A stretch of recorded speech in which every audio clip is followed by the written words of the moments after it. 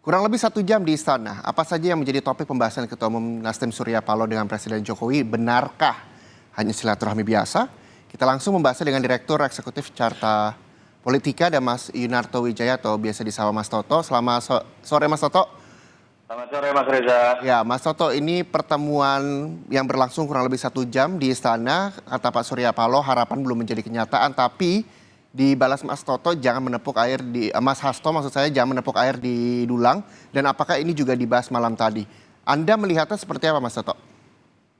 Ya pertama saya nggak ada beberapa hal yang menurut saya menarik ya untuk mungkin diklarifikasi teman-teman Nasdem karena saya dengar juga langsung dari teman Nasdem. Pertama pertemuannya baru dikasih tahu tadi paginya, jadi sore bertemu paginya baru diberitahu. Jadi saya agak kaget tuh tadi kalau ada pernyataan dari PLT Sekjen Mas Taslin yang mengatakan sudah direncanakan sejak lama. Saya mendengar info lain baru diberitahu paginya. Yang kedua, yang saya dengar juga di situ bukan 4 mata, ada Pak Pratik katanya 6 mata. Nah, itu bisa dimaknai macam-macam ya. Tetapi apapun itu menurut saya pertemuan ini menyejukkan lah. Dalam Ya, arti perbedaan politik tidak bisa dipungkiri. Itu terlihat sekali semenjak adanya deklarasi Anies dan komunikasi politik yang makin renggang karena jarang sekali kemudian Bang Surya bertemu dengan Pak Jokowi. Kritik dari teman-teman Nasdem juga sangat terasa, baik itu dari mulut teman-teman Nasdem sendiri atau misalnya dari Metro TV yang dianggap terafiliasi dengan Nasdem. Jadi saya pikir nggak bisa lah kalau dilihat ini dengan bahasa normatif tidak ada apa-apa. Memang sedang ada apa-apa, hubungannya renggang. Tinggal pertanyaannya adalah apakah pertemuan kemarin sifatnya kosmetik politik atau ada sebuah kesepakatan politik. Saya pikir nggak mudah juga ya kesepakatan politik terjadi hanya dalam 1 jam pertemuan. Saya sih tetap melihat bahwa Nasdem tetap akan konsisten memajukan Mas Anies karena resiko politiknya juga besar ketika misalnya mengundurkan diri ya, karena sudah terlanjur mengambil posisi agak berseberangan dan komunikasi politik sudah lebih sering terjadi dengan dua partai oposisi. Tetapi apakah kemudian juga Pak Jokowi akan mengambil sikap lebih tegas dengan mengeluarkan 2 nama menteri? Saya melihat Pak Jokowi tetap akan menilai berdasarkan basis kinerja. Sampai sekarang saya pikir kinerja dari Bu Siti Nurbaya masih cukup baik. Sementara kita tinggal lihat ya perkembangan terkait dengan Kementan yang kemarin sempat diterpa isu hukum, dan andai kata diganti pun saya pikir bukan karena alasan politik, tapi harus didasarkan pada entah faktor hukum atau alasan kinerja. oke. Jadi saya melihat sebagai kesimpulan pertemuan kemarin baik dalam konteks sebuah etika politik, menyejukkan, tapi saya pikir agak sulit berharap ada sebuah perubahan sikap politik besar baik dari Bang Surya ataupun Pak Jokowi. Oke.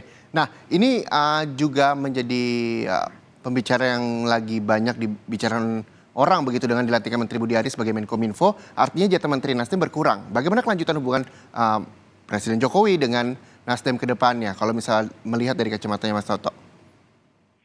Kalau saya melihat sih dari awal ya mengatakan buat teman-teman Nasdem, buat Bang Surya Paloh, kalau memang ingin fokus menang dalam pertarungan 2024, dan kita tahu Anies itu mengambil sikap kan berseberangan dengan Jokowi. Ya, Partai yang bergabung dalam koalisi perubahan juga memang partai yang selama ini menjadi oposisi. Lebih bisa leluasa Nasdem bergerak dan all out kalau kemudian mundur dari jabatan menterinya yang sekarang masih ada 2 di kabinet, sehingga tidak kemudian terus terjebak dalam seakan-akan politik 2 kaki ini gitu ya, sulit untuk bergerak ke kiri ataupun bergerak ke kanan. Tapi saya pikir catatan kritis juga buat Pak Jokowi kalau memang merasa bahwa kedua menteri ini katakanlah ada keterbatasan kinerja karena posisi politik yang serba sulit gitu ya. ya. Lebih baik juga memang diganti karena waktu kan makin terbatas, 1 tahun 2 bulan lagi menjelang berakhirnya masa kepemimpinan Pak Jokowi. Alangkah baiknya memang ditempatkan menteri-menteri yang bisa fokus all out. Ya, Mas Toto, kan tadi Mas Toto juga sempat mengatakan bahwa Mas Toto ini mendapatkan informasi dari internal Nasdem juga. Mendapatkan informasi Ya. juga nggak soal statement dari Pak Surya Paloh di Nasdem Tower yang menyatakan bahwa Pak Presiden Jokowi semalam sempat bertanya soal wakil dari Anies Baswedan. Saya nggak tahu, saya nggak nanya sampai detail ya, tapi saya pikir ya Bang Surya pasti jujur lah kalau berbicara di depan teman-teman wartawan apa yang dikemukakan Pak Jokowi. Dan saya pikir sebagai sebuah basa-basi politik pastilah pertanyaan itu muncul terkait dengan koalisi perubahan, cawapresnya Anies siapa. Yang saya dapatkan info itu kan yang menarik adalah ada info ada Pak Pratik juga di situ. Karena kalau memang betul itu 6 mata, artinya memang ada sesuatu yang berbeda dibandingkan dengan tradisi sebelumnya. Biasanya Bang Surya dengan Pak Jokowi ini kan 4 mata. Tapi saya tidak tahu itu perlu dikonfirmasi betul atau tidaknya ya. Tapi kalau kita lihat dari statement Bang Surya Paloh, saya pikir tetap cukup menyejukkan pertemuan ini, bahwa perbedaan sikap politik tidak perlu sampai kemudian memancing atau memprovokasi masing-masing para pengikutnya sehingga saling menjelekkan. Saya pikir simbol yang kuat. Walaupun balik lagi, apakah akan mengubah posisi politik dari Nasdem ataupun Pak Jokowi, saya meyakini tidak. Oke, terkait dengan perbedaan pandangan politik begitu Mas Toto. Tadi Mas Toto juga sempat menyinggung terkait dengan kedudukan atau dari Bu Siti Nurbaya.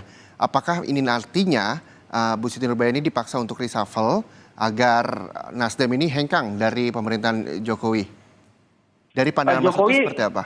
Pak Jokowi yang bisa menilai ya. Kenapa saya katakan sampai sekarang penilaian saya pribadi, Ibu Siti Nurbaya ini masih kinerjanya kita lihat cukup baik. Ibu Siti Nurbaya ini latar belakangnya awalnya bukan politisi. Ya. Dia seorang teknokrat menurut saya ya. Salah satu contoh yang bisa dijadikan role model jenjang karir politiknya secara teknokrat atau mengerti sekali mengenai birokrasi ya. Jadi saya merasa karakter Ibu Siti Nurbaya walaupun dia sekarang adalah kader Partai Nasdem, harusnya bisa membedakan kerja secara profesional atau kerja sebagai orang politik. Berbeda dengan misalnya Johnny Plate atau Syahrul Yassin Limpo, latar belakang sebagai politisinya lebih terasa kuat gitu. Itu yang menyebabkan saya sih bisa, penilaian saya pribadi, mungkin Ibu Siti Nurbaya masih ada dalam posisi yang harusnya bisa dipertahankan kerjanya profesional tanpa kemudian terganggu oleh perbedaan sikap politik antara Surya Paloh dengan Jokowi. Oke, baik. Terima kasih banyak sekali lagi atas waktunya Direktur Eksekutif Carta Politika, Mas Sunarto Wijaya, atas waktu bersama Pemilu.